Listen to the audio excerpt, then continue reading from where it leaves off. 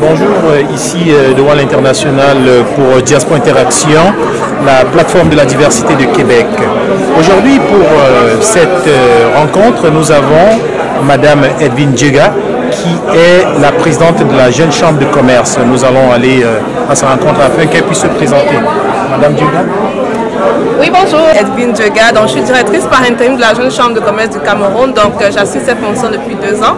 En fait, la Jeune Chambre de Commerce, c'est quoi? C'est un regroupement d'entrepreneurs et de professionnels qui se sont unis ensemble pour pouvoir valoriser et contribuer au rayonnement de la communauté afro-canadienne. Donc, nous sommes en activité depuis 2012, donc ça fait près de 6 ans d'existence. On se consacre principalement à 2 aspects. Donc, le premier aspect, ce sont les services. On offre des services de quoi? On offre des services au démarrage d'entreprise, des services également dans les contrats. Si vous avez des contrats d'achat, de prestations, de services, nous sommes capables d'aller vous chercher de l'aide juridique pour pouvoir faire ces contrats.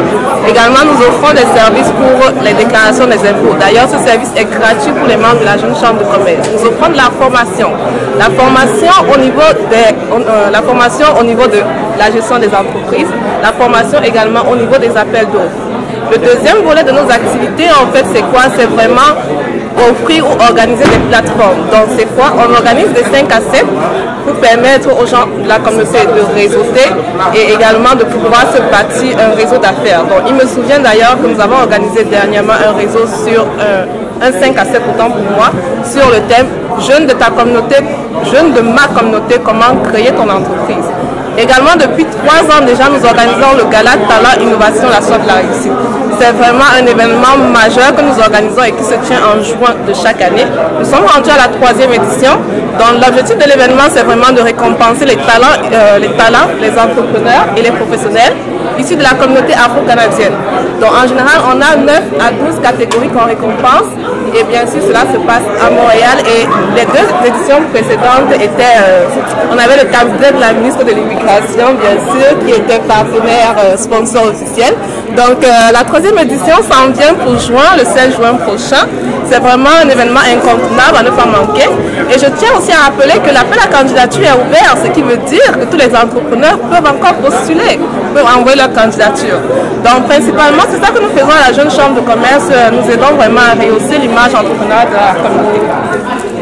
Oui, avec un discours aussi long et aussi important pour chaque mot, je pense que vous comprenez que la Jeune Chambre de Commerce a une mission non seulement de très grande valeur, mais aussi porte sur tout le continent. Est-ce qu'on peut espérer une rencontre avec la présidente pour Diaspora Interaction, qui est bien sûr la plateforme de la diversité de Québec et de tout le Canada?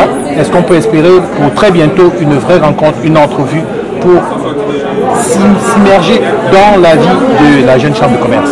Certainement, certainement, mais je vais juste faire une petite mise à jour. Je suis la directrice générale, c'est sûr qu'il y a le président Pierre-Marc qui s'occupe en fait vraiment, qui a la responsabilité de la Jeune Chambre.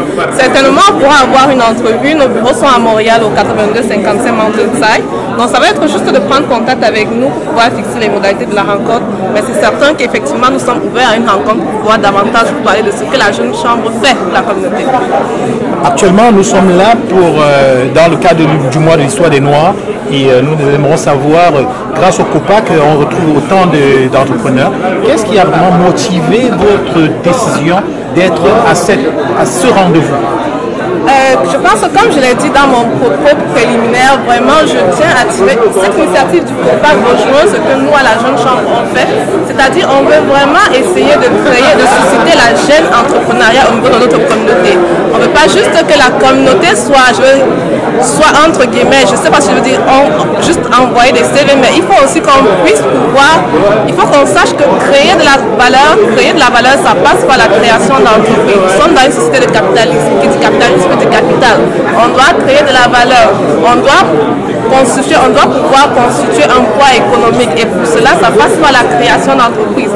En faisant cela, même ce qui arrive en fait, c'est qu'on obtient un coût de capital réduit. Donc pour moi, cette initiative du COPAC, c'est vraiment une initiative qui rejoint ce que la Jeune Chambre de Commerce fait à Montréal, à savoir, comme je l'ai dit, nous organisons des rencontres, des ateliers dans des associations, et nous sensibilisons les membres sur l'importance de créer des entreprises et sur comment le faire, et les outils gratuits à leur disposition. Merci infiniment. C'était bien sûr Douala International et Madame Edine Djega pour cette activité dans le cadre du mois de l'histoire des Noirs organisé par le COUPAC. Merci.